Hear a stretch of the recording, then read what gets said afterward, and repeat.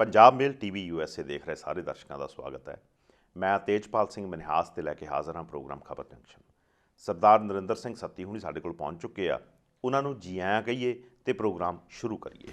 ਸੱਤੀ ਸਾਹਿਬ ਜੀ ਆਇਆਂ ਨੂੰ ਸਤਿ ਸ਼੍ਰੀ ਅਕਾਲ ਜੀ। ਸਤਿ ਸ਼੍ਰੀ ਅਕਾਲ ਜੀ।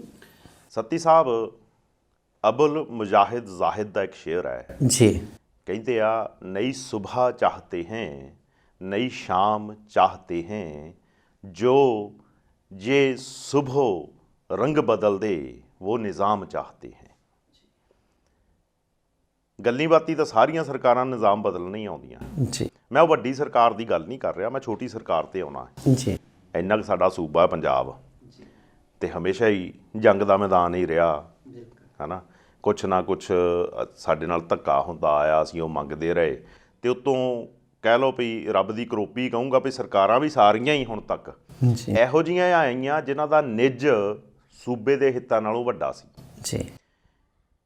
4 ਸਾਲ ਲੰਘ ਗਏ ਜਿਹੜੀ ਮੌਜੂਦਾ ਸਰਕਾਰ ਹੈ। ਇਸ ਤੋਂ ਪਹਿਲਾਂ ਜੋ ਬਾਦਲ ਸਾਹਿਬ ਨੇ ਕੀਤਾ ਉਹ ਸਾਨੂੰ ਸਾਰਿਆਂ ਨੂੰ ਪਤਾ ਹੈ। 5ਵਾਂ ਸਾਲ ਆ ਗਿਆ। 4 ਸਾਲ ਦੀ ਜੋ ਪ੍ਰਾਪਤੀ ਆ ਉਦੋਂ ਪ੍ਰਗਟ ਸਿੰਘ ਹੁਣੀ ਵੀ ਦੱਸ ਗਿਆ ਤੇ ਸਾਨੂੰ ਸਾਰਿਆਂ ਨੂੰ ਪਤਾ ਵੀ ਆ ਵੀ 4 ਸਾਲਾਂ 'ਚ ਪੰਜਾਬੀਆਂ ਨੇ ਕੀ ਪਾਇਆ ਤੇ ਕੀ ਗਵਾਇਆ।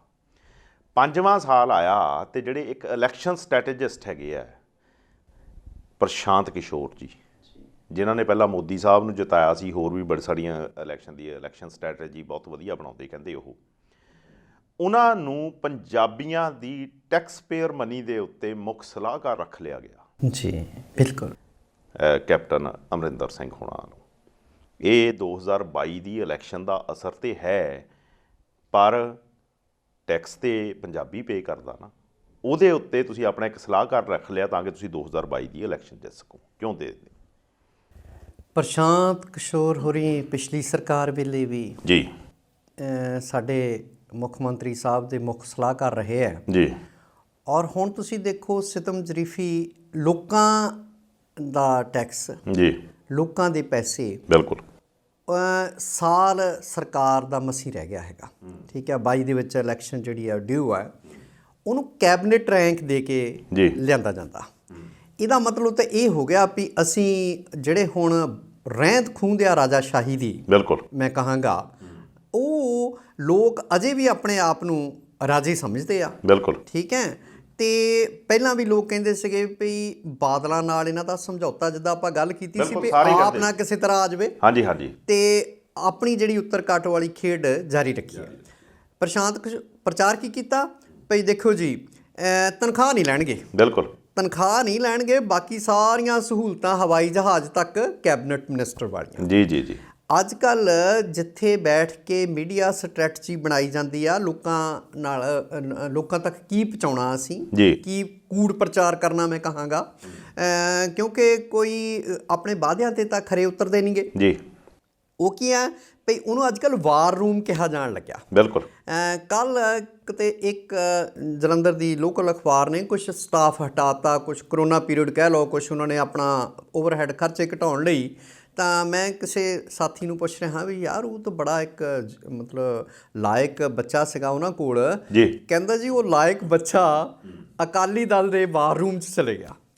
ਅੱਜ ਕੱਲ੍ਹ ਉਹਨੂੰ ਵਾਰ ਰੂਮ, ਇਹ ਅਮਰੀਕਾ ਤੋਂ ਹੀ ਸ਼ਬਦ ਆਇਆ ਜੀ, ਸ਼ਬਦ। ਠੀਕ ਹੈ, ਅੱਜ ਕੱਲ੍ਹ ਸਾਡੇ ਵੀ ਉਹਨੂੰ ਵਾਰ ਰੂਮ ਕਹਿਣ ਲੱਗ ਪਿਆ ਜੀ ਜੀ ਜੀ। ਤੇ ਗੱਲ ਕੀ ਆ ਵੀ ਹੁਣ ਪ੍ਰਸ਼ਾਂਤ ਹੋਰੀ ਵਾਰ ਰੂਮ ਸੰਭਾਲਣਗੇ, ਪਰ ਕਿਹਦੀ ਬਣਾ 'ਤੇ, ਕਿਹਨਾਂ ਦੇ ਸਿਰ 'ਤੇ? ਲੋਕਾਂ ਦੇ ਟੈਕਸ ਪੇਅਰਸ ਦੇ ਸਿਰ ਦੇ ਉੱਤੇ। ਦੇਖੋ ਪਹਿਲਾਂ ਇਹ ਸਰਕਾਰ ਜੋ ਵਾਅਦੇ ਕਰਕੇ ਆਈ ਆ, ਬਿਲਕੁਲ, ਹੁਣ ਫਿਰ ਚੋਣ ਵਾਅਦਿਆਂ ਦੇ ਬਿਗਲ ਵੱਜ ਗਏ ਆ। ਚੋਣ ਵਾਅਦੇ ਹੋਣਗੇ, ਝੂਠੇ ਵਾਅਦੇ ਹੋਣਗੇ।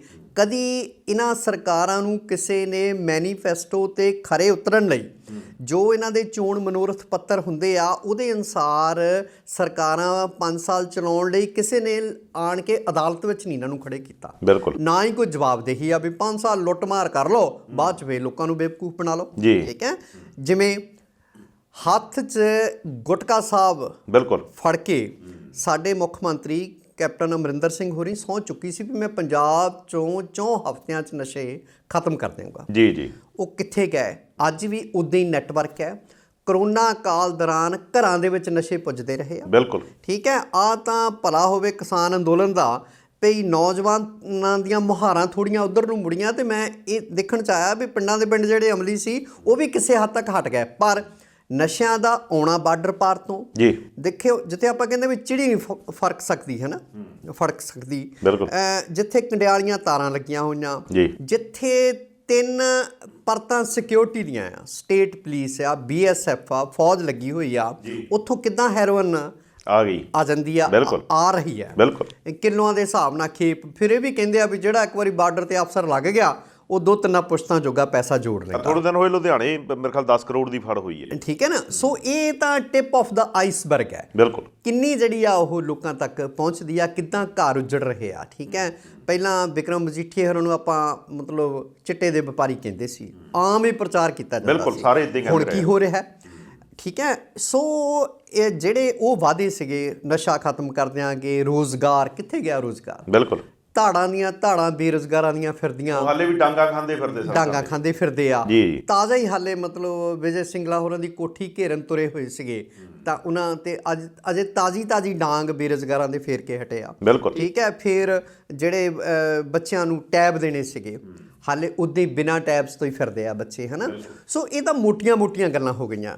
ਤਾਂ ਮੇਰਾ ਕਹਿਣ ਦਾ ਭਾਵ ਆ ਵੀ ਹੁਣ ਸਰਕਾਰ ਜਿਹੜਾ ਆ ਸੂਬੇ ਦੇ ਲੋਕਾਂ ਦੇ ਮੌਰਾਂ ਤੇ ਹੋਰ ਭਾਰ ਪਾ ਕੇ ਪ੍ਰਸ਼ਾਂਤ ਵਰਗੀਆਂ ਦੀਆਂ ਨਿਯੁਕਤੀਆਂ ਕਰਦੀ ਆ। ਜੀ, ਲੋਕੀ ਤਾਂ ਇੱਥੋਂ ਤੱਕ ਕਹਿ ਰਹੇ ਆ, ਸਰਕਾਰਾਂ ਤੇ ਵਿਸ਼ਵਾਸ ਦੀ ਜਦੋਂ ਆਪਾਂ ਗੱਲ ਕਰਦੇ ਜੀ, ਹੁਣ ਤੁਸੀਂ ਇਹ ਦੇਖ ਲਓ ਵੀ ਕੈਪਟਨ ਅਮਰਿੰਦਰ ਸਿੰਘ ਹੁਣਾਂ ਦੀ ਪੋਤੀ ਦਾ ਵਿਆਹ ਸੀ ਜੀ, ਲੋਕੀ ਤਾਂ ਇੱਥੋਂ ਕਹਿ ਰਹੇ ਵੀ ਕੈਪਟਨ ਦੀ ਪੋਤੀ ਦਾ ਵਿਆਹ ਹੋ ਗਿਆ, ਹੁਣ ਕਰੋਨਾ ਫੇਰ ਜ਼ੋਰ ਫੜੂਗਾ ਜੀ। ਲੋਕਾਂ ਨੂੰ ਇਹ ਵੀ ਵਿਸ਼ਵਾਸ ਨਹੀਂ ਵੀ ਕਰੋਨਾ ਬਾਰੇ ਵੀ ਜੇ ਸਾਡੇ ਜਿਹੜੇ ਇਹ ਨੇਤਾ ਹੈਗੇ ਆ ਜੋ ਕਹਿੰਦੇ ਆ ਉਹਦੇ 'ਚ ਵੀ ਕੋਈ ਸੱਚ ਹੈ। ਬਿਲਕੁਲ। ਦੂਸਰਾ ਇਹ ਆ ਵੀ ਕਰੋਨਾ ਦਾ ਜਿਹੜਾ ਹੋਊਗਾ, ਮੈਂ ਨਹੀਂ ਕਹਿੰਦਾ ਵੀ ਕਰੋਨਾ ਹੈ ਨਹੀਂ, ਪਰ ਉਹਨੂੰ ਆਪਣੇ ਢੰਗ ਦੇ ਨਾਲ ਲੂਜ਼ ਕਰ ਦਿੰਦੇ ਆ, ਆਪਣੇ ਢੰਗ ਨਾਲ ਟਾਈਟ ਕਰ ਦਿੰਦੇ ਆ।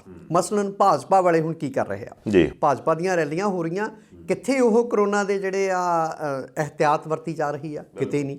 ਜਦੋਂ ਦੂਸਰੇ ਬੰਨੇ ਕਿਤੇ ਹੁੰਦੀ ਆ ਜਿਹੜੀ ਵਿਰੋਧੀ ਧਿਰ ਆ, ਉੱਥੇ ਕਰੋਨਾ ਲਾਗੂ ਹੋ ਜਾਂਦਾ। ਆਪਣੇ ਵਿਆਹਾਂ 'ਤੇ ਵੀ ਇਹ ਸੈਂਕੜਿਆਂ ਦੀ ਬਜਾਏ ਹਜ਼ਾਰਾਂ ਦਾ ਇਕੱਠ ਕਰਦੇ ਆ। ਦੂਸਰਿਆਂ 'ਤੇ ਹੁਣ ਫੇਰ ਪਾਬੰਦੀਆਂ ਆਇਦ ਕਰ ਦਿੱਤੀਆਂ ਪਈ, ਅੰਦਰ ਜਿਹੜਾ ਆ ਉਹ 100 ਬੰਦਾ ਇਹ ਤੋਂ ਵੱਧ ਨਹੀਂ ਤੇ ਬਾਹਰ 200 ਤੋਂ ਵੱਧ ਨਹੀਂ। ਲੋਕੀ ਭੁੱਲ ਜਾਂਦੇ ਆ, ਨਹੀਂ ਤਾਂ ਕਰੋਨਾ ਜਦੋਂ ਸ਼ੁਰੂ ਹੋਇਆ ਜੀ, ਜੋ ਪੁਲਿਸ ਦੇ ਦਮਨ ਦਾ ਨੰਗਾ ਨਾਚ ਪੰਜਾਬ ਦੀਆਂ ਸੜਕਾਂ ਤੇ ਹੋਇਆ ਜੀ, ਕੀ ਉਹ ਕੋਈ ਲੋਕਾਂ ਦੀ ਸਰਕਾਰ ਕਰ ਸਕਦੀ ਹੈ?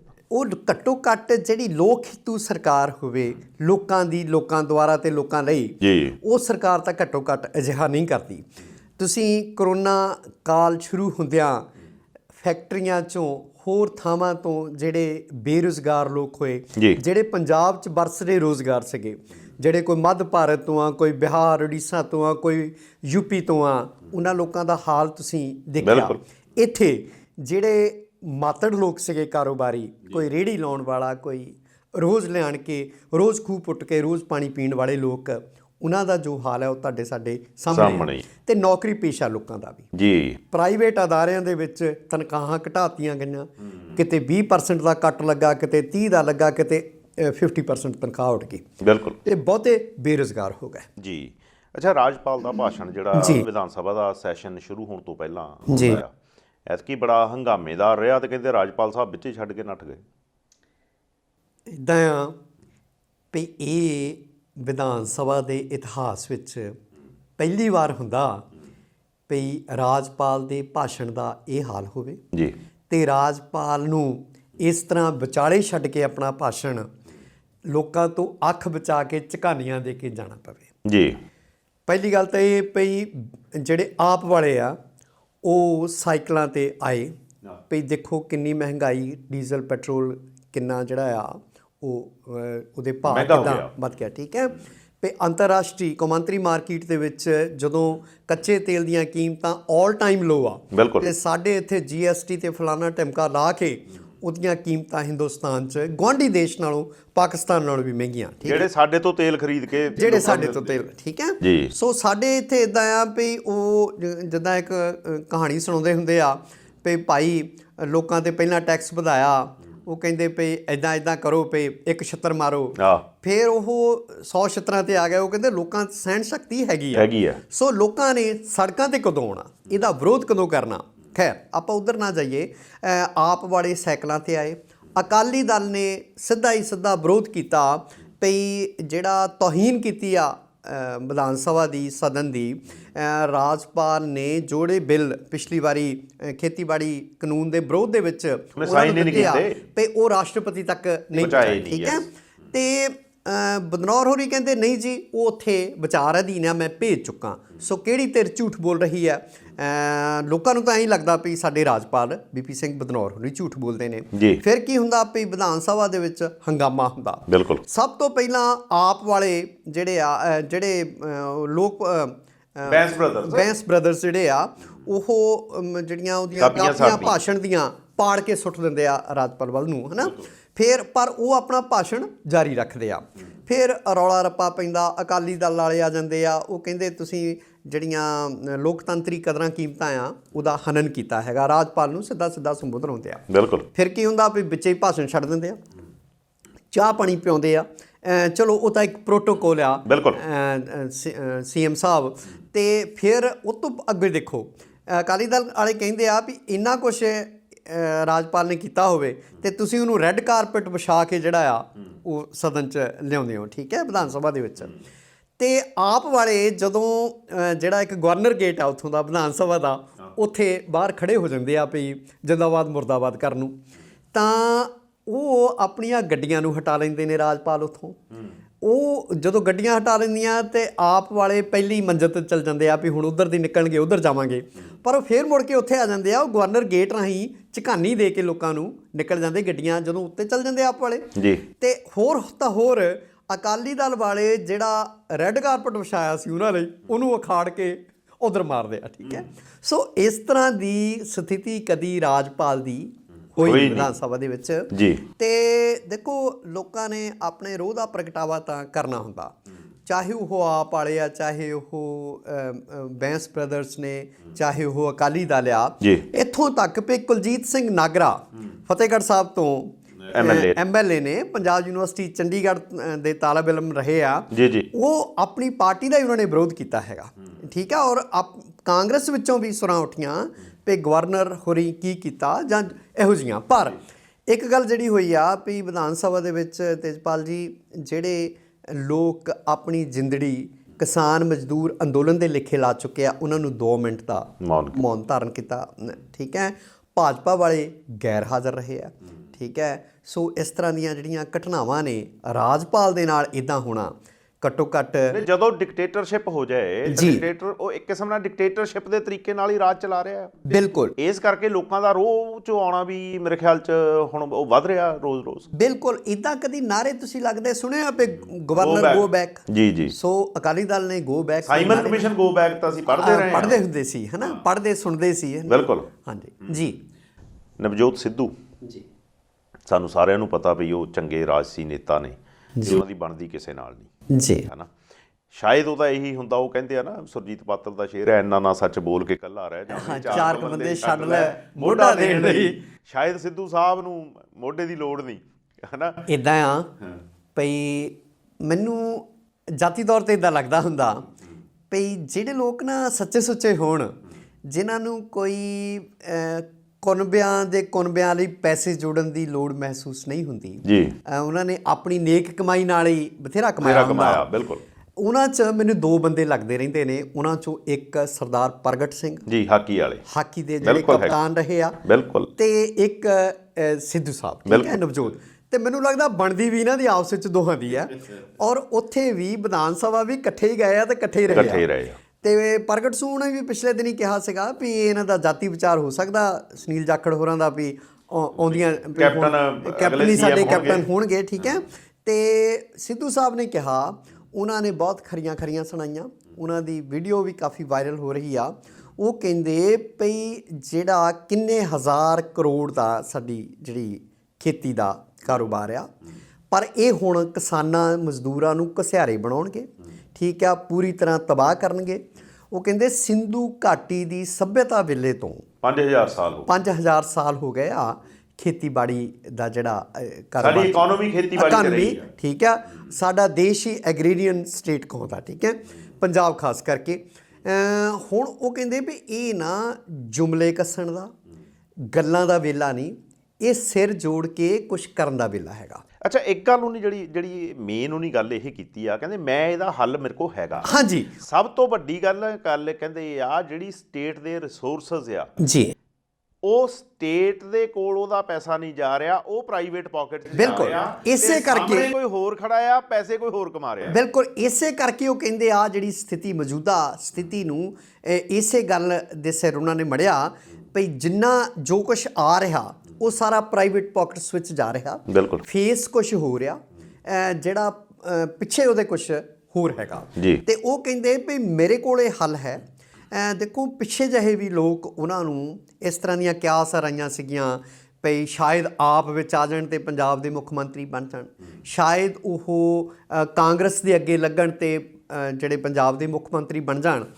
ਦੇਖੋ ਗੱਲ ਨਿਰੀ ਗੱਲਾਂ ਦੀ ਨਹੀਂ ਹੁੰਦੀ, ਗੱਲਾਂ ਦੀ ਖਿਚੜੀ ਬਣਾਉਣੀ, ਗੱਲਾਂ ਦਾ ਕੜਾਹ ਬਣਾਉਣਾ, ਉਹ 'ਚੋਂ ਕੁਛ ਨਹੀਂ ਨਿਕਲਦਾ। ਬਿਲਕੁਲ, ਲੋਕ ਜਿਹੋ ਜਿਹੇ ਮੌਜੂਦਾ ਦੌਰ 'ਚੋਂ ਆਪਾਂ ਨਿਕਲ ਰਹੇ ਹਾਂ ਉਹਦੇ ਵਿੱਚ ਗੱਲਾਂ ਨਾਲ ਹੁਣ ਕੁਛ ਨਹੀਂ ਸੌਰਨਾ। ਇਹ ਠੀਕ ਆ ਭਈ ਮੈਜੋਰਟੀ ਲੋਕ ਜਿਹੜੇ ਆ ਉਹ ਆਪਣੀ ਵੋਟ ਜਿਹੜੀ ਆ ਉਹਨਾਂ ਦੀ ਹਥਿਆ ਲਈ ਜਾਂਦੀ ਆ, ਨਸ਼ੇ ਵੰਡ ਕੇ ਪੈਸੇ, ਹਰ ਸਰਕਾਰ ਇਹ ਕੁਛ ਹੀ ਕਰਦੀ ਆ, ਇਹ ਤੁਹਾਡੇ ਸਾਡੇ ਸਾਹਮਣੇ ਆ। ਬਿਲਕੁਲ, ਪਰ ਸਾਨੂੰ ਠੋਸ ਜਿਹੜੀਆਂ ਹਕੀਕਤਾਂ ਆ ਨਾ ਉਹਨਾਂ ਦੇ ਹੁਣ ਜਿਹੜਾ ਉਹਨਾਂ ਦਾ ਸਾਹਮਣਾ ਕਰਨਾ ਚਾਹੀਦਾ। ਬਿਲਕੁਲ, ਸੁੱਚਾ ਸਿੰਘ ਗਿੱਲ ਹੋਰੀ ਸਾਡੇ ਬਹੁਤ ਵੱਡੇ ਆਰਥਿਕ ਵਿਗਿਆਨੀ ਨੇ। ਬਿਲਕੁਲ, ਉਹ ਕਹਿੰਦੇ ਆ ਸਰਕਾਰਾਂ ਨੂੰ ਨਾ ਜਿੱਦਾਂ ਆਪਣੀ ਭੱਲ ਸੁਣਦੇ ਆ, ਉਹਨਾਂ ਦਾ ਭਾਵ ਕੇਂਦਰ ਸਰਕਾਰ ਤੋਂ ਸੀਗਾ, ਅੰਤਰਰਾਸ਼ਟਰੀ ਵਿਰੋਧ ਜਦੋਂ ਹੁੰਦਾ ਤੇ ਕਿੱਦਾਂ ਸਾਰੀ ਸਰਕਾਰ, ਚਾਹੇ ਉਹ ਗ੍ਰੇਟਾ ਥਨਬਰਗ ਸੀਗੀ, ਚਾਹੇ ਉਹ ਹੋਰ ਲੋਕ ਸੀਗੇ, ਉਹ ਕਹਿੰਦੇ ਜਿਹੜੀਆਂ ਸਰਕਾਰਾਂ ਆ ਨਾ ਉਹਨਾਂ ਨੂੰ ਆਪਣੀ ਸਿਫਤ ਸਲਾਹ ਸੁਣਨ ਦੇ ਨਾਲ ਨਾਲ ਨਾ ਵਿਰੋਧੀ ਸੁਰਾਂ ਜਿਹੜੀਆਂ ਆ ਉਹਨਾਂ ਵੱਲ ਵੀ ਤਵੱਜੋ ਦੇਣੀ ਚਾਹੀਦੀ ਆ, ਆਲੋਚਨਾ ਵੀ ਸੁਣਨੀ ਚਾਹੀਦੀ ਆ ਜੀ, ਤੇ ਬਿਹਤਰ ਬਣਨ ਦੇ ਫਿਰ ਸੰਭਾਵਨਾਵਾਂ ਪੈਦਾ ਹੁੰਦੀਆਂ। ਮੈਂ ਜਿਹੜਾ ਬੇਸਿਕਲੀ ਤੁਹਾਡਾ ਸੁਝਾਅ ਚਾਹੁੰਦਾ ਸੀਗਾ ਉਹ ਇਹ ਸੀਗਾ ਵੀ ਉਹਨਾਂ ਦੀ ਜਿਹੜੀ ਆਹ ਸਟੇਟਮੈਂਟ ਹੈ ਜੀ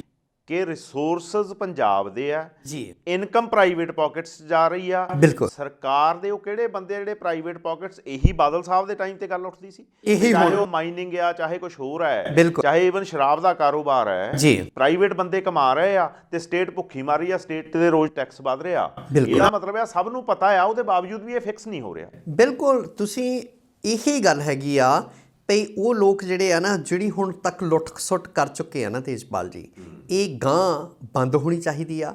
ਸਟੇਟ ਦੇ ਜਿਹੜੇ ਸਾਡੇ ਸਰੋਤ ਨੇ, ਜਿਹੜੇ ਪੈਦਾਵਾਰ ਦੇ ਸਾਡੇ ਸਾਧਨ ਆ, ਜਿੱਥੋਂ ਸਾਰਾ ਕੁਝ ਪੈਦਾ ਹੋ ਰਿਹਾ, ਇਹਦੇ ਤੇ ਜਿਹੜਾ ਗਲਬਾ ਆ ਨਾ ਇਹ ਖਤਮ ਹੋਣਾ ਚਾਹੀਦਾ। ਦੂਸਰਾ ਇੱਕ ਗੱਲ ਆਪਾਂ ਨੂੰ ਹੋਰ ਯਾਦ ਆ ਗਈ, ਤੁਸੀਂ ਸ਼ਰਾਬ ਦੀ ਗੱਲ ਕੀਤੀ, ਠੀਕ ਆ, ਸ਼ਰਾਬ ਦਾ ਕਾਰੋਬਾਰ, ਨਜਾਇਜ਼ ਸ਼ਰਾਬ ਦਾ ਕਾਰੋਬਾਰ, ਬਿਲਕੁਲ ਸਰਕਾਰਾਂ ਚਾਹੁਣ ਤੇ ਇੱਕ ਦਿਨ ਦੇ ਵਿੱਚ ਨਾ ਨਜਾਇਜ਼ ਸ਼ਰਾਬ ਦਾ ਕਾਰੋਬਾਰ ਬੰਦ ਹੋ ਸਕਦਾ।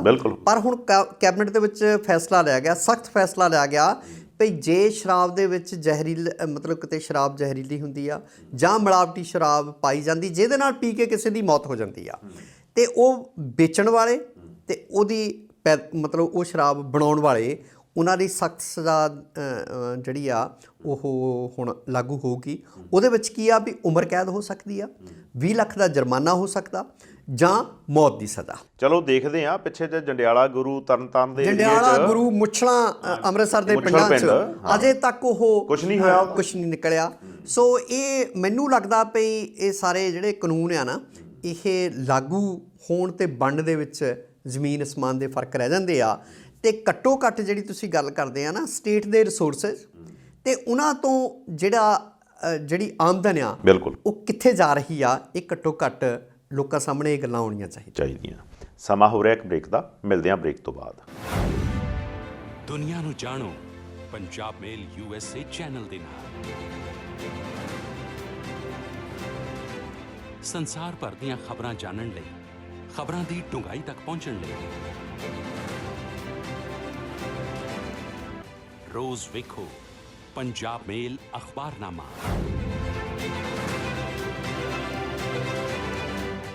ਸਿਰਫ ਪੰਜਾਬ ਮੇਲ USA ਚੈਨਲ। ਪੰਜਾਬ ਮੇਲ TV USA ਦੇਖ ਰਹੇ ਸਾਰੇ ਦਰਸ਼ਕਾਂ ਦਾ ਬ੍ਰੇਕ ਤੋਂ ਬਾਅਦ ਇੱਕ ਵਾਰ ਫੇਰ ਸਵਾਗਤ ਹੈ। ਸਰਦਾਰ ਸੱਤੀ ਹੁਣੀ ਸਾਡੇ ਨਾਲ ਬਣੇ ਹੋਏ ਆ। ਵੱਧਦੇ ਹਾਂ ਅਗਲੀ ਗੱਲ ਨਾਲ। ਸੱਤੀ ਸਾਹਿਬ, ਬੇਰੁਜ਼ਗਾਰੀ ਦੀ ਕੋਈ ਸੀਮਾ ਨਹੀਂ ਹੈ ਇਸ ਵੇਲੇ। ਜੋ ਸਰਕਾਰੀ ਅੰਕੜੇ ਆ ਮੇਰੇ ਹਿਸਾਬ ਨਾਲ ਉਹ ਵੀ ਬਹੁਤ ਘੱਟ ਦਿਖਾ ਰਹੇ ਆ, ਜਦ ਕਿ ਉਹ ਤੋਂ ਕਿਤੇ ਵੱਧ ਲੋਕ ਜਿਹੜੇ ਆ ਉਹ ਬੇਰੁਜ਼ਗਾਰ ਜੀ। ਤੇ ਆਪਣੇ ਅਰਥ ਸ਼ਾਸਤਰੀ ਨੇ ਸਰਦਾਰ ਮਨਮੋਹਨ ਸਿੰਘ ਹੁਣੀ, ਜਿਨ੍ਹਾਂ ਦੇ ਟਾਈਮ ਦੇ ਉੱਤੇ ਕੰਟਰੀ ਫਲੋਰਿਸ਼ ਵੀ ਕੀਤਾ ਔਰ ਬੜਾ ਵਧੀਆ ਤਰੀਕੇ ਨਾਲ ਚੱਲਿਆ। ਉਹਨਾਂ ਨੇ ਕਿਹਾ ਭਾਈ ਕਿ ਜਿਹੜੀ ਡੀਮੋਨੇਟਾਈਜੇਸ਼ਨ ਸੀ, ਜਿਹੜੀ ਨੋਟਬੰਦੀ ਸੀ, ਇਹ ਬੇਰੁਜ਼ਗਾਰੀ ਸਾਰੇ ਦਾ ਸਾਰਾ ਜਿਹੜਾ ਠੀਕ ਕਰਾਓ ਨਹੀਂ ਉਹਦੇ 'ਤੇ ਤੋੜ ਦਿੱਤਾ। ਤੇ ਪ੍ਰਧਾਨ ਮੰਤਰੀ ਸਾਡੇ ਮੋਦੀ ਸਾਹਿਬ ਨੇ ਉਹ ਕੀਤੀ ਸੀ ਔਰ ਬੜੇ ਉਦੋਂ ਕਹਿੰਦੇ ਸੀਗੇ ਵੀ ਇਹਦੇ ਨਾਲ ਪਤਾ ਨਹੀਂ ਕੀ ਕੁਛ ਹੋ ਜਾਣਾ। ਇੱਕ ਦੇਖੋ ਦੇਸ਼ ਦਾ ਜਿਹੜਾ GDP ਗਰੋਥ ਹੈ ਨਾ ਜੀ, ਉਹ ਸਾਬਕਾ ਪ੍ਰਧਾਨ ਮੰਤਰੀ ਸਰਦਾਰ ਮਨਮੋਹਨ ਸਿੰਘ ਹੋਰੀ ਆਰਥਿਕ ਮਾਮਲਿਆਂ ਦੇ ਵਿੱਚ ਦੁਨੀਆ ਭਰ ਦੇ ਵਿੱਚ ਉਹਨਾਂ ਦਾ ਸਿੱਕਾ ਮੰਨਿਆ ਜਾਂਦਾ। ਬਿਲਕੁਲ। ਜਿਹੜੇ ਵਰਲਡ ਬੈਂਕ ਦੇ ਵੀ ਐਡਵਾਈਜ਼ਰ ਰਹੇ ਆ, ਠੀਕ ਹੈ ਜੀ, ਦੇਸ਼ ਦੇ ਪ੍ਰਧਾਨ ਮੰਤਰੀ ਰਹੇ ਨੇ ਔਰ GDP ਸਭ ਤੋਂ ਵੱਧ ਉਹਨਾਂ ਦੇ ਸਮੇਂ ਦੌਰਾਨ ਵਧਿਆ।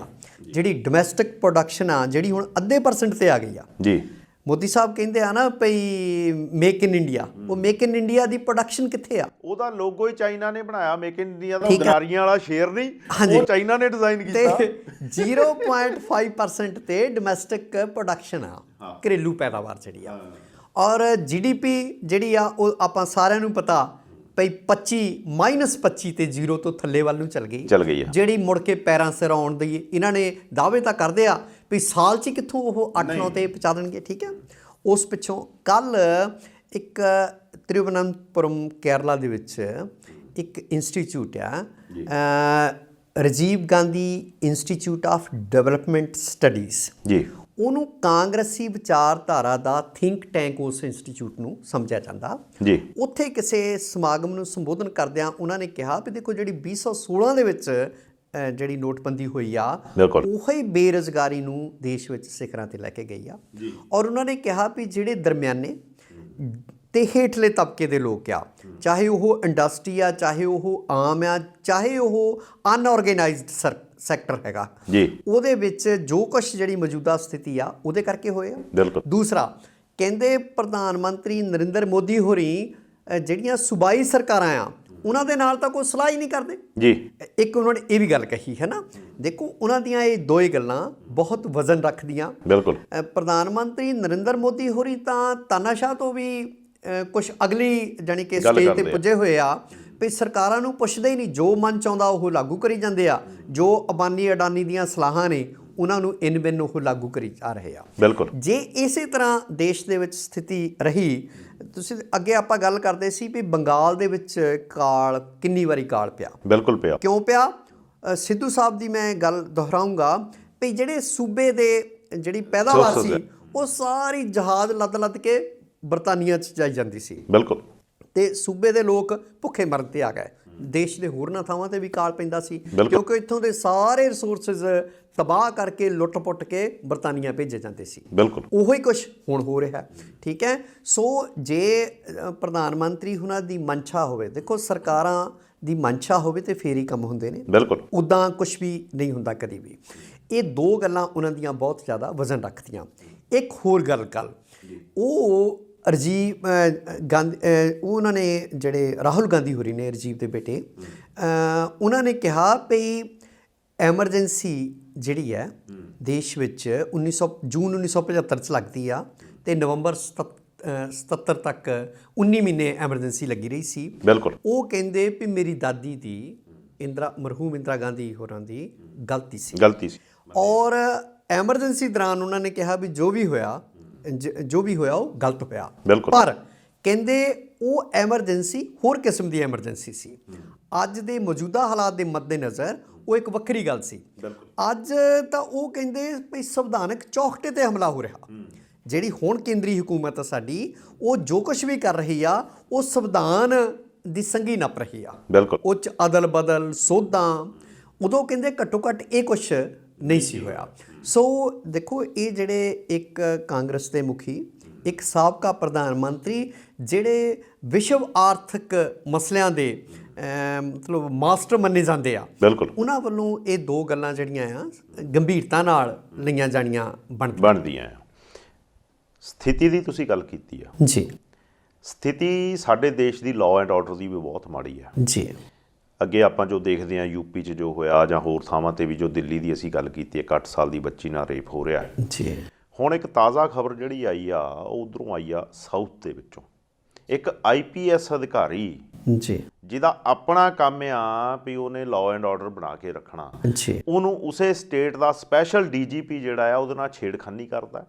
ਜਦੋਂ ਉਹ ਕੰਪਲੇਂਟ ਕਰਨ ਜਾ ਰਹੀ ਆ ਤੇ ਰਸਤੇ ਦੇ ਵਿੱਚ ਇੱਕ DSP ਰੈਂਕ ਦਾ ਬੰਦਾ ਉਹਦਾ ਕਾਫਲਾ ਰੋਕਦਾ, ਉਸ ਅਧਿਕਾਰੀ ਦੇ ਕਹਿਣ ਦੇ ਉੱਤੇ ਉਹਦੀ ਗੱਡੀ ਦੀਆਂ ਚਾਬੀਆਂ ਕੱਢਦਾ ਵੀ ਇਹ ਕੰਪਲੇਂਟ ਕਰਨਾ ਜਾਵੇ। ਧੱਕੇ ਨਾਲ ਉਹ ਤੋਂ ਉਸ ਅਧਿਕਾਰੀ ਨਾਲ ਗੱਲ ਕਰਾਉਂਦਾ, ਤੇ ਜਦੋਂ ਉਸ ਅਧਿਕਾਰੀ ਨੇ DSP ਨੂੰ ਇਹ ਧਮਕੀ ਦਿੱਤੀ ਵੀ ਮੈਂ ਤੇਰੀ ਵੀ ਕੰਪਲੇਂਟ ਕਰੂੰਗੀ, ਫਿਰ ਜਾ ਕੇ ਕਿਤੇ ਉਹ ਮੰਨਦਾ। ਜੇ ਇੱਕ IPS ਅਧਿਕਾਰੀ ਇਸ ਜਿਹੜੀ ਸੈਕਸੁਅਲ ਹਰਾਸਮੈਂਟ ਤੋਂ ਨਹੀਂ ਬਚ ਸਕਦੀ ਤੇ ਇੱਥੇ ਆਮ ਬੰਦੇ ਦੀ ਕੀ ਔਕਾਤ ਰਹਿ ਗਈ? ਆਮ ਕੁੜੀਆਂ ਜਿਹੜੀਆਂ ਤੇਜਪਾਲ ਜੀ, ਨਿਰਭਇਆ ਕਾਂਡ ਦੇਖ ਲਓ ਜੀ, ਆਸਫਾ ਕਾਂਡ ਦੇਖ ਲਓ ਜੀ, ਸੁੱਖ ਨਾਲ ਭਾਜਪਾ ਦੇ ਹੀ ਲੋਕ ਸੀਗੇ ਕਾਤਲਾਂ ਦੇ ਹੱਕ ਦੇ ਵਿੱਚ ਮੁਜ਼ਾਹਰਾ ਕਰਨ ਵਾਲੇ। ਪਹਿਲੀ ਵਾਰ ਤਿਰੰਗਾ ਕਾਤਲਾਂ ਔਰ ਰੇਪਿਸਟ ਲਈ ਇਹਨਾਂ ਨੇ ਚਲਾਇਆ, ਇਹਨਾਂ ਨੇ ਚਲਾਇਆ ਜੰਮੂ ਖੇਤਰ ਦੇ ਵਿੱਚ, ਠੀਕ ਹੈ। ਬਿਲਕੁਲ। ਕਿੰਨੀਆਂ ਉਦਾਹਰਨਾਂ ਨੇ, ਉਦਾਹਰਨਾਂ ਗਿਣੋ ਤੇ ਹਜ਼ਾਰਾਂ ਉਦਾਹਰਨਾਂ ਮਿਲਣਗੀਆਂ ਬਿਲਕੁਲ, ਜਿਨ੍ਹਾਂ ਦੀ ਰਿਪੋਰਟਿੰਗ ਨਹੀਂ ਹੁੰਦੀ ਕੇਸਾਂ ਦੀ, ਜਿਹੜੇ ਤਾਂ ਖਬਰਾਂ 'ਚ ਆਉਂਦੇ ਆ, ਜਿਹੜੇ ਖਬਰਾਂ 'ਚ ਨਹੀਂ ਆਉਂਦੇ। ਬਿਲਕੁਲ। ਤੁਸੀਂ ਇੱਕ IPS ਅਧਿਕਾਰੀ ਦੇ ਨਾਲ ਜੇ ਦੇਸ਼ ਵਿੱਚ ਇਹ ਕੁਝ ਹੋ ਰਿਹਾ, ਇਹ ਲੋਕ ਤਾਂ ਪ੍ਰਾਈਮਾ ਫਸ਼ਾਈ ਫਾਹੇ ਟੰਗਣ ਵਾਲੇ ਲੋਕ ਹੁੰਦੇ ਨੇ। ਬਿਲਕੁਲ। ਜੇ ਕਾਨੂੰਨ ਨੂੰ ਲਾਗੂ ਕਰਨ ਵਾਲੇ ਜਿਹੜੀ ਫੋਰਸ ਆ ਉਹਦੀ ਇੱਕ ਸਭ ਤੋਂ ਉੱਤੇ IPS ਅਧਿਕਾਰੀ ਨੇ, ਠੀਕ ਹੈ, ਤੇ ਉਹਦੇ ਨਾਲ ਸੈਕਸੁਅਲ ਹੈਰੈਸਮੈਂਟ ਹੁੰਦੀ ਆ, ਤੇ ਇੱਕ ਆਮ ਬੱਚੀ ਜਿਹੜੀ ਆ ਸਕੂਲ ਕਾਲਜ ਜਾਂਦੀ ਆ, ਯੂਨੀਵਰਸਿਟੀ ਪੜ੍ਹਦੀ ਆ, ਜਾਂ ਜਿਹੜੀਆਂ ਆਮ ਔਰਤਾਂ ਨੇ ਉਹਨਾਂ ਦੇ ਨਾਲ ਕੋਈ ਕੇਸ ਹੱਦ ਤੱਕ ਧੱਕਾ ਕਰ ਸਕਦਾ, ਇਹ ਦੇਖਣ ਵਾਲੀ ਗੱਲ ਆ ਜੀ। ਹਾਲੇ ਕੱਲ੍ਹ ਦੀ UP ਤੋਂ ਖਬਰ ਆਈ ਆ ਵੀ ਕਿਸੇ ਬੱਚੀ ਦੇ ਨਾਲ ਰੇਪ ਦਾ ਦੋਸ਼ ਸੀਗਾ, ਉਹਦੇ ਪਿਓ ਨੂੰ ਗੋਲੀ ਮਾਰਤੀ, ਜਿਹੜਾ ਰੇਪਿਸਟ ਆ ਉਹ ਗੋਲੀ ਮਾਰਦਾ ਕਿਉਂਕਿ ਉਹ ਜ਼ਮਾਨਤ ਤੇ ਆਇਆ ਹੋਇਆ ਸੀ। ਸੋ ਇਹ ਲੋਕ ਤਾਂ ਇੱਕ ਵਾਰੀ ਅੰਦਰ ਦੇ ਕੇ ਸਦਾ ਲਈ ਇਹਨਾਂ ਦੇ ਪ੍ਰਾਣ ਨਿਕਲਣ ਤੱਕ ਅੰਦਰ ਡੱਕੇ ਰਹਿਣੇ ਚਾਹੀਦੇ ਨੇ, ਹੈ ਨਾ। ਤੁਸੀਂ IPS ਅਧਿਕਾਰੀ ਦੀ ਗੱਲ ਕਰਦੇ ਹੋ, ਪੰਜਾਬ ਦੇ ਵਿੱਚ ਇਹਦੇ ਉਲਟ ਹੁੰਦਾ। IAS ਅਧਿਕਾਰੀ IPS ਤੋਂ ਵੀ ਸੀਨੀਅਰ ਹੁੰਦਾ।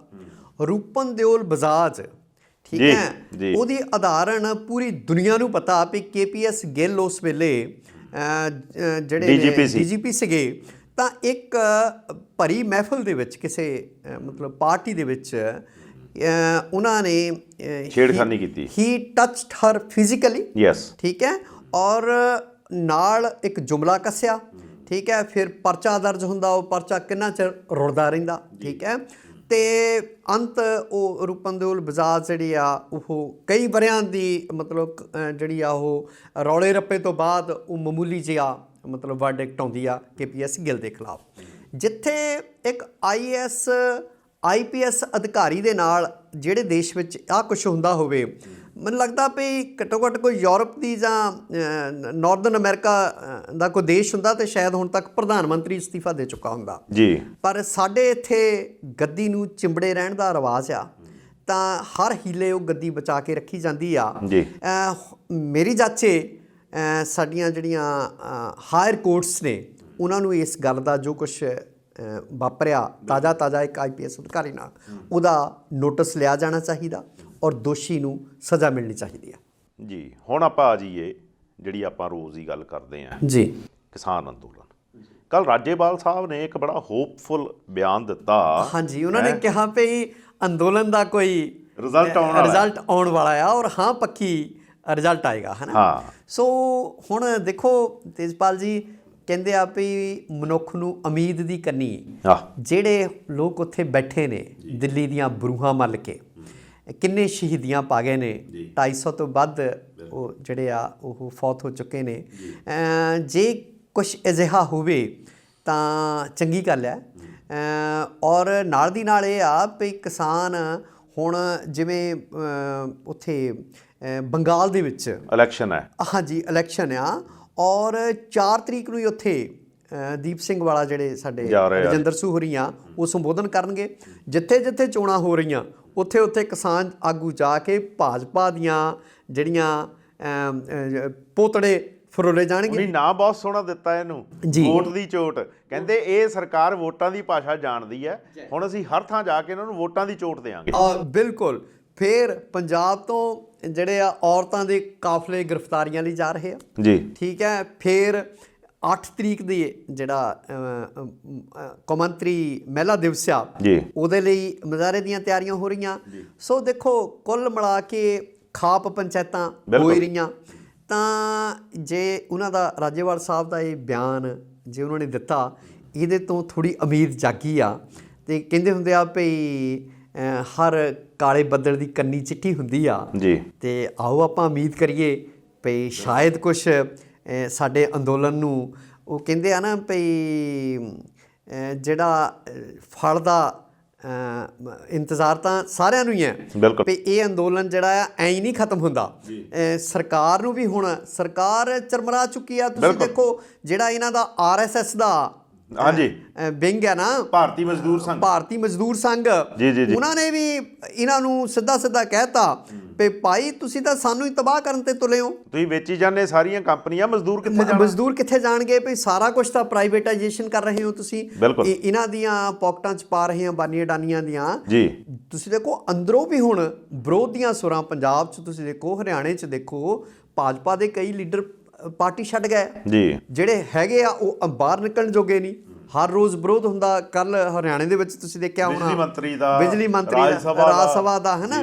ਸੋ ਇਹ ਰਾਜ ਸਭਾ ਮੈਂਬਰ ਦਾ ਇਸ ਕਰਕੇ ਜੇ ਤੁਸੀਂ ਐਂ ਸਮਝੋ ਨਾ ਵੀ ਭਾਜਪਾ ਸਰਕਾਰ ਦੇ ਨੂੰ ਮਤਲਬ ਕੋਈ ਫਰਕ ਨਹੀਂ ਪਿਆ ਅੰਦੋਲਨ ਦਾ, ਫਰਕ ਪਿਆ, ਬਹੁਤ ਜ਼ਿਆਦਾ ਫਰਕ ਪਿਆ। ਜਿਹਦੀਆਂ ਰੈਪਰਕਸ਼ਨਸ ਆ, ਜਿਹੜੇ ਆਫਟਰ ਇਫੈਕਟਸ ਆ, ਉਹ ਹੌਲੀ ਸਾਹਮਣੇ ਆਉਣਗੇ। ਤੇ ਭਾਜਪਾ ਨੇ ਤਾਂ ਹਿੰਦੂ ਰਾਸ਼ਟਰ, ਇਹ ਭਗਵਾਂ ਕਰਨ ਦੇਸ਼ ਦਾ, ਇਤਿਹਾਸ ਨੂੰ ਤੋੜਨ ਮਰੋੜਨ ਦਾ, ਲੋਕਾਂ ਦੀਆਂ ਸੰਘੀਆਂ ਨੱਪਣ ਦਾ, ਜਿਹੜੀ ਕੋਈ ਵਿਰੋਧ ਦੀ ਸੁਰ ਉੱਠਦੀ ਆ ਜਾਂ ਆਲੋਚਨਾਤਮਕ ਸੁਰ ਉੱਠਦੀ ਆ, ਉਹਦਾ ਹੁਣ ਤਹੱਈਆ ਕਰ ਲਿਆ ਵੀ ਮਤਲਬ ਕਿਸੇ ਨੂੰ ਕੁਸਕਣ ਨਹੀਂ ਦੇਣਾ। ਉਹ OTT ਪਲੇਟਫਾਰਮਾਂ 'ਤੇ ਵੀ ਤੁਸੀਂ ਦੇਖਿਆ ਪਿੱਛੇ, ਉਹ ਸਾਰੀ ਪੇਸ਼ਬੰਦੀ ਇਹੀ ਆ ਵੀ ਕੋਈ ਸਾਡੇ ਖਿਲਾਫ ਬੋਲੇ ਨਾ। ਅੱਛਾ, ਜਿੱਦਾਂ ਪ੍ਰਧਾਨ ਮੰਤਰੀ ਹੁਣੇ ਕਿਹਾ ਸੀਗਾ ਜੀ, ਉਹਨੇ ਪਹਿਲਾਂ ਕਿਹਾ ਵੀ MSP ਦੀ ਗੱਲ ਜਦੋਂ ਉਹਨੇ ਕੀਤੀ, ਕਹਿੰਦੇ MSP ਥੀ, MSP ਹੈ, MSP ਰਹੇਗੀ। ਹੁਣ ਇੱਕ ਨਵਾਂ ਕਿਸਾਨ ਲੈ ਕੇ ਆ ਰਹੇ ਆ। ਹੁਣ ਕਰਨਾਟਕਾ ਦੇ ਵਿੱਚ ਨਾ ਰੌਂਗੀ ਦੀ ਫਸਲ ਚੱਲਣੀ ਆ। ਬਿਲਕੁਲ ਜੀ। ਉਹਦਾ ਭਾਅ ਹੈਗਾ 3200 ਕੁਛ ਰੁਪਈਏ ਤੇ ਮਿਲਦੀ ਆ ਕਿਸਾਨ ਨੂੰ 1950 ਕਿ 1900 ਕੁਛ ਰੁਪਈਏ। ਹੁਣ ਉਹ ਟਰਾਲੀਆਂ ਭਰ ਕੇ ਮੰਡੀ ਜਾਣਗੇ ਤੇ ਉੱਥੇ ਕਹਿਣਗੇ ਪ੍ਰਧਾਨ ਮੰਤਰੀ ਜੀ ਆਓ ਸਾਨੂੰ MSP ਦਵਾਓ, ਜਿਹੜੀ ਥੀ ਹੈ ਉਹ ਰਹੇਗੀ, ਇੱਥੇ ਦਵਾਓ। ਇਹ ਨਵਾਂ ਤਰੀਕਾ ਇੱਕ ਲੱਭਿਆ ਕਿਸਾਨਾਂ ਨੇ। ਦੇਖੋ ਤਾਮਿਲਨਾਡੂ, ਕੇਰਲਾ ਸਾਡੇ ਦੇਸ਼ ਦੇ ਸਭ ਤੋਂ ਵੱਧ ਪੜ੍ਹੇ ਲਿਖੇ ਸੂਬਿਆਂ 'ਚ ਗਿਣੇ ਜਾਂ ਕਰਨਾਟਕਾ, ਹਾਂਜੀ, ਇਹ ਸਾਊਥ ਇੰਡੀਅਨ ਜਿਹੜੇ ਆ ਨਾ, ਸ਼ਾਇਦ ਵਿੱਦਿਆ ਦਾ ਪਸਾਰ ਉੱਥੇ ਅੰਗਰੇਜ਼ ਉੱਧਰੋਂ ਪਹਿਲਾਂ ਆਏ ਨੇ ਤੇ ਜ਼ਿਆਦਾ ਉੱਧਰਲੇ ਬੰਨੇ ਹੋਇਆ। ਜਦੋਂ ਉੱਥੋਂ ਦੇ ਕਿਸਾਨ ਇਹੋ ਜਿਹਾ ਸੁਨੇਹਾ ਦੇਣਗੇ, ਉਹ ਵੀ ਦੇਸ਼ ਵਿੱਚ ਗੂੰਜੇਗਾ ਸੁਨੇਹਾ, ਠੀਕ ਆ। ਉਦੋਂ ਵੀ ਸਰਕਾਰ ਜਿਹੜੀ ਆ, ਉਹ ਜਿਹਨੂੰ ਆਪਾਂ ਕਹਿੰਦੇ ਹੁੰਦੇ ਪਈ ਸਰਕਾਰ ਨੂੰ ਮਤਲਬ ਆਪਣੀ ਗੱਦੀ ਬਚਾਉਣ ਦੇ ਲਾਲੇ ਪੈਣਗੇ। ਤਾਂ ਉਹ ਨਾਲ ਲੱਗਦਾ ਹੀ ਹੋ ਰਿਹਾ, ਕੋਈ ਬਹੁਤੀ ਦਿਨਾਂ ਦੀ ਗੱਲ ਨਹੀਂ ਹੈਗੀ, ਕਿਉਂਕਿ ਰੌਂਗੀ ਸਭ ਤੋਂ ਜ਼ਿਆਦਾ ਸਾਊਥ ਵਿੱਚ ਹੀ ਹੁੰਦੀ ਹੈਗੀ ਆ ਜੀ। ਅੱਜ ਦੇ ਪ੍ਰੋਗਰਾਮ 'ਚ ਇੰਨਾ ਹੀ। ਅਗਲੇ ਪ੍ਰੋਗਰਾਮ ਤੱਕ ਇਜਾਜ਼ਤ ਦਿਓ। ਸੱਤੀ ਸਾਹਿਬ, ਤੁਸੀਂ ਬਹੁਤ ਵਧੀਆ ਜਾਣਕਾਰੀ ਦਿੱਤੀ, ਤੁਹਾਡਾ ਬਹੁਤ ਬਹੁਤ ਧੰਨਵਾਦ। ਸਤਿ ਸ਼੍ਰੀ ਅਕਾਲ ਜੀ। ਸਤਿ ਸ਼੍ਰੀ ਅਕਾਲ।